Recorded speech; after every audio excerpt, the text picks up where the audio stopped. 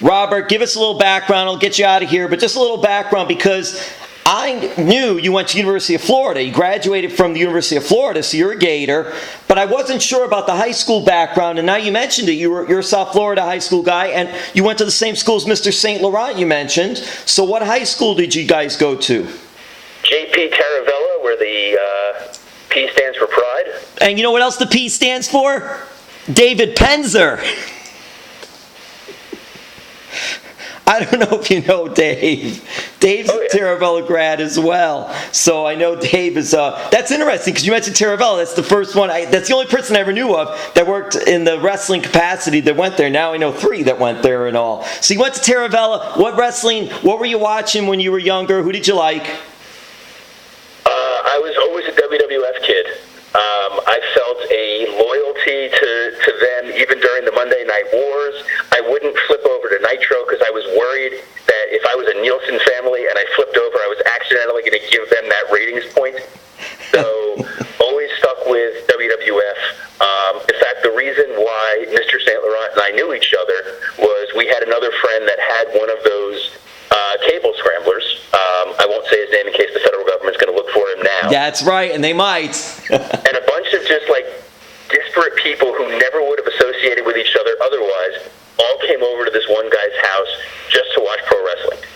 And it was that one sort of unifying thing that everybody loved. I was a big Steve Austin guy. I loved watching Steve Austin. I was a big Kurt Angle guy when he first came into the WWF. In 2000, came to see them here at the time it was the National Car Rental Center for some house shows, and then was here for Armageddon 99 and Armageddon 2002 as a fan, which was great. At the time it was a cool dream. It was the first time I ever got to see Hulk Hogan wrestle, and as a little kid growing up in the early 80s, Hogan was sort of the gateway for people to become wrestling fans. And when people always ask, what first got you in? And in fact, Nelson Swegler was talking about how he had worked on the Rock and Wrestling cartoon and said, I don't know if you remember that. I said, that's what pulled everybody in to be a fan, because the Rock and Wrestling cartoon would air on CBS, and it was the wrestlers in animated form, and you would see them alongside all the other cartoons that you were watching. And then when you realize that Hulk Hogan is real, it becomes even that much more exciting. It's like Superman and Batman and all of them are cartoons, but you can actually go see Hulk Hogan, and it's the Hulk Hogan. So when you're a little kid, he's as real-life, big-time superstar as it gets.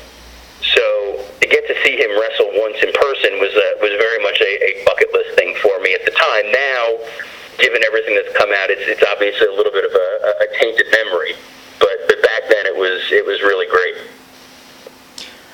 Switching a little bit, because you did mention about just how bringing people together, pro wrestling shows, WWE pay-per-views or WCW or whatever it is, MLW, bringing people together.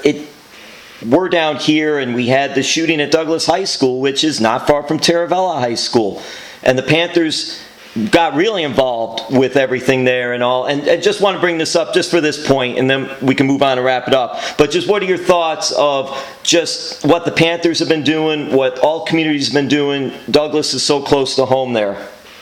Oh, Douglas is very close. That was my rival high school growing up. And we used to joke because both schools were really not good at football. So our rivalries would be in debate competitions and things like that. So Douglas has always hold a special place in my heart. I drive by it every day from my home. I have a couple friends who were teachers there who were obviously there that day.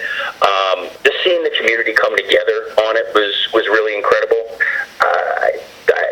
What the Panthers were doing and what everybody was doing, it was embracing the community. And we as a professional sports team always hold ourselves out to say we're a member of the community just like everybody else. And it can sound like lip service sometimes, but when the hurricane hit back in September, October, it's such a blur. We were active and we were part of that. And then the very first day that we were able to get back in the building, it wasn't business as usual. We got ice and water and food and loaded it up in trucks and went out into the community to try to distribute it.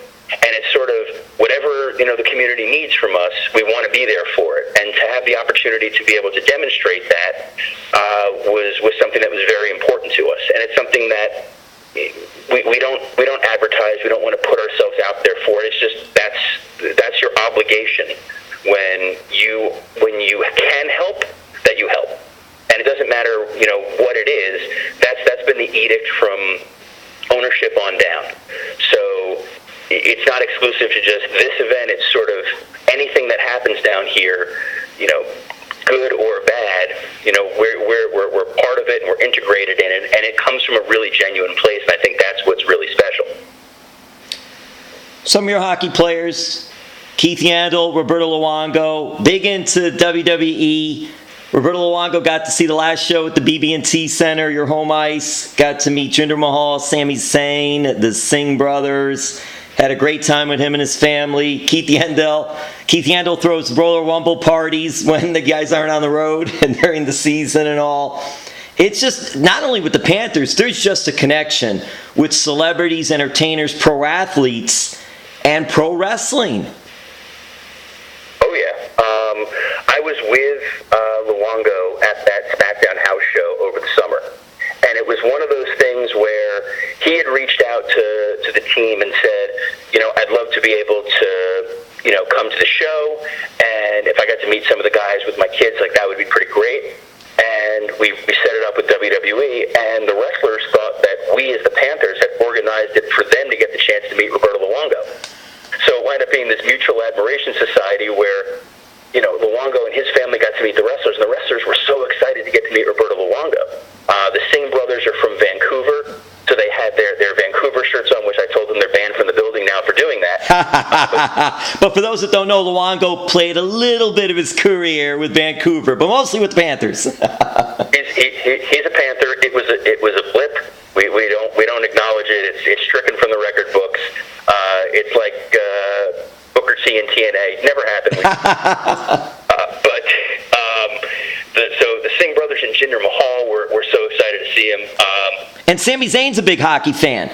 Oh, Sami Zayn's a huge hockey player. Luke Harper, I took him to go see the locker room. He was super excited about it. So it's just this great synergy where a lot of the wrestlers happen to be huge fans of hockey, and then the hockey players are huge fans of wrestling. I mean, there are executives that I've worked with here who are all wrestling fans, and the nice thing is once they find out where I work, and this has been consistent across the board in my career, once I tell them I worked at WWE, they kind of look around and make sure no one else sees, oh my God, I was the biggest wrestling fan, and then all they want to do is talk pro wrestling.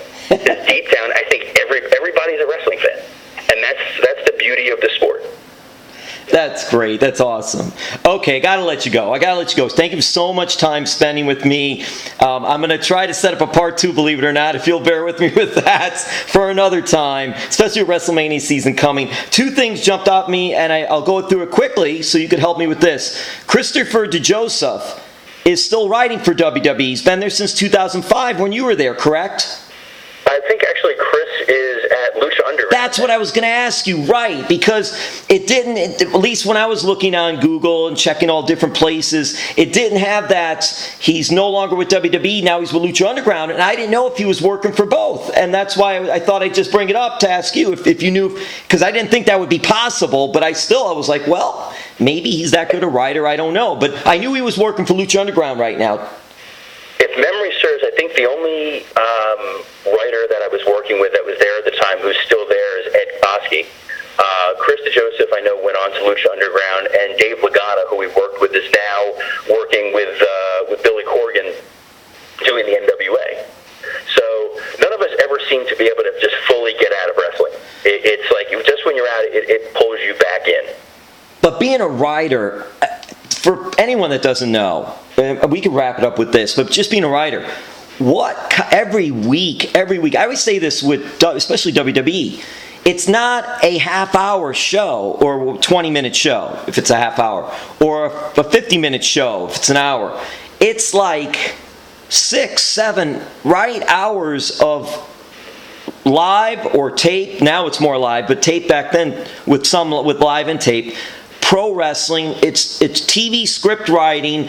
It's a lot of hours, and to try to do that every week, I just think is an incredible job. I think fans need to give a little more respect when they go on there ripping things, just for the fact that there's so many hours of writing that is involved each week. No break, no off season. Correct. It's 52 weeks a year. When I was there, we had 6 hours of televised content, 2 hours of Raw, 2 hours of SmackDown, 1 hour of Sunday Night Heat, 1 hour of Velocity, and then there's countless other hours of syndicated programming and international programming, not to mention a pay-per-view every couple weeks that you need to plan for. And it's definitely a demanding job. It's a very interesting job. It is unlike anything else that you have in television. I worked for Showtime Network for a brief period of time. I've done other sort of television projects, and nothing prepares you like working for WWE. It's the Vince McMahon edict of, it's not going on because it's good. It's going on because it's Monday night at 8 o'clock, or at the time Monday night at 9 o'clock. Like it has to go on, and everything goes through him. And I think that's something that's frustrating and amazing all at the same time. He is the final arbiter. It is one voice. And when you get in there as a writer, you've seen the criticisms online. Everybody has these grand visions of, I'm going to go in there and single-handedly change the trajectory of the business in the way that people have identified that Eric Bischoff has with WCW, or that Paul Heyman did with ECW, or that Vince Russo's credit for the Attitude Era, or whatever that may be. You're like, I'm going to be the next guy to do X. And then you go in there and realize it's impossible under their current structure. Because we're not taking huge gambles. It is, we need to keep this machine going. And we're not suddenly going to throw everything out the window because, you guy off the street think you have a great idea. We have our machine. We know what we're doing. You can either contribute or you're not going to last. And when you're sitting in a room and you're looking at guys like Bruce Prichard or Michael Hayes or Dusty Rhodes, and you have the hubris to be able to say, I think I have a better idea than you, that takes a little getting used to. That has to be just the most challenging and also frustrating, but also, when you mention names like that, also in awe to some degree, working in a situation like that. It just must be like a roller coaster of emotions. You develop that bunker mentality of, we're all in this together, we know what it takes to get this done, and we're going to measure this by our standards of whether or not this met our expectations or not. Well, Robert, listen, thank you so much. There's so much more I could talk to you about, and hopefully we could do this again real soon, because you were there between the whole Edge, Lita, Matt Hardy love triangle, correct? Yes, I was. Oh my God! So that's it. We are going to wrap this up. But I got to wrap it up with that, though. Wrap it up with that, because as much as there was an angst of real life realism going on, it also must have been beautiful for the scriptwriters to having to put these things together. What was it like during that time? They were all consummate professionals. I can't stress that enough. They were. I know Alex Greenfield, was one of the guys at the forefront with it, and sitting down with those guys and just talking about, hey, here's what we're thinking of doing, and them saying, we can go further, and it sang is the best way to put it. Those guys took a very difficult real life situation where, for those that don't know, Matt Hardy was in a relationship with Lita in real life. Matt Hardy was off the road with an injury, and Lita and Edge began a relationship, and when this all came out, Matt Hardy was released and then brought back, and the real life story played out on television. And it was emotional, it was uncomfortable at times, but uncomfortable in a good way, where as a viewer, you were sucked in, you were captivated. It was those things that propel daytime talk shows. If this was, if Jerry Springer could have booked pro wrestling, this very well could have been what it would have looked like. And everything was handled in the best way possible, and then coming out of it, everybody wound up looking better. Edge and Lita came out of this together as a unit, and Edge became world champion. Matt Hardy moved to SmackDown and was able to reinvigorate his career.